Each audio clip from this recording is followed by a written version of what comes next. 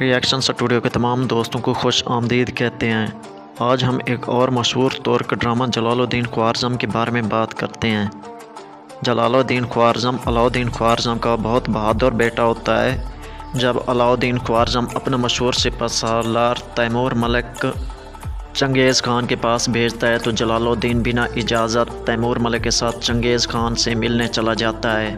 چنگیز خان اپنے خونخوار بیٹوں کے ساتھ خوارزم کو فتح کرنے کا خواہش مند ہوتا ہے، لیکن جب تیمور ملک اور جلال الدین وہاں پہنچتے ہیں تو اس کی قید میں ایک لڑکی کو دیکھتے ہیں جسے وہ اس سے بچانے کا ارادہ کرتے ہیں۔ جلال الدین خوارزم اس لڑکی کو چنگیز خان کی قید سے اس وقت بچاتا ہے جب چنگیز خان شکار پر ہوتا ہے، اور جیسے ہی وہ واپس آتا ہے تو اس لڑکی کے بارے میں اسے پتہ چلتا ہے۔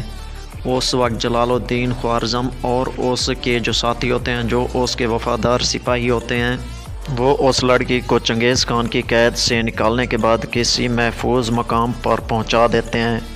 لیکن جیسے ہی چنگیز خان کے بیٹوں کو پتہ چلتا ہے، جب وہ قبیلے میں ہوتے ہیں تو وہ فوراً ان کا پیچھا کرتے ہیں اور جلال الدین خوارزم کو روکتے ہیں۔ اس وقت منگولوں اور جلال الدین خوارزم کے درمیان سخت جنگ ہوتی ہے۔ اس لڑکی کو وہاں سے بحفاظت خوارزم لے کے آتے ہیں، اور دوسری طرف محل کے اندر خوارزم میں غداری بھی شروع ہو جاتی ہے، جو تخت کے لیے ہوتی ہے اور دو بھائیوں کے درمیان ہوتی ہے۔ اس کی اصل وجہ خواتین ہوتی ہیں جو محل کے اندر ہوتی ہیں، اور ان سخت حالات کے اندر علاؤالدین کو پتہ چلتا ہے کہ ان کی سرحد کے قریب منگولوں کو بھی دیکھا گیا ہے جو ان پر حملہ آور ہوتے ہیں، اور اس کے علاوہ محل میں جو لڑکی ہوتی ہے وہ بھی کچھ غداروں کے لیے ہی کام کر رہی ہوتی ہے۔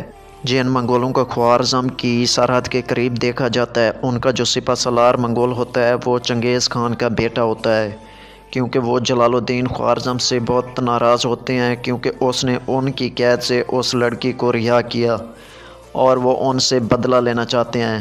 اسی وجہ سے وہ جلال الدین خوارزم کا پیچھا کرتے ہیں، اور ان کو آخرکار جلال الدین خوارزم کی موجودگی کا پتہ چل جاتا ہے۔ محل سے بھی کچھ محافظ جلال الدین کو قید کرنے کے لیے آتے ہیں، لیکن جلال الدین انہیں خود قید کر لیتا ہے، اور انہیں جس وقت وہ لے کے جا رہا ہوتا ہے تو اس کے کچھ ہی دیر بعد، کیونکہ منگول ان کے پیچھے ہوتے ہیں، وہ ان پر حملہ آور ہوتے ہیں۔ جیسے ہی منگول ان پر حملہ آور ہوتے ہیں، جو جلال الدین خوارزم ہوتا ہے، اس کے جو ساتھی ہوتے ہیں وہ بہت زخمی ہو جاتے ہیں اور انہیں بہت نقصان پہنچتا ہے۔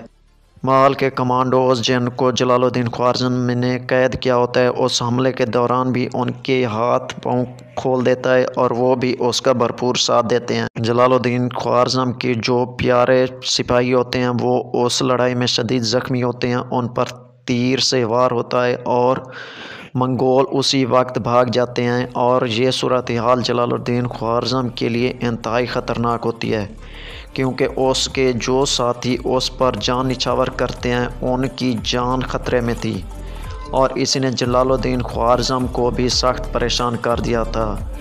دوسرا، جو محل میں غداری کی ترکیبات ہو رہی تھیں، ان کی وجہ سے علاؤالدین بھی پریشان تھے۔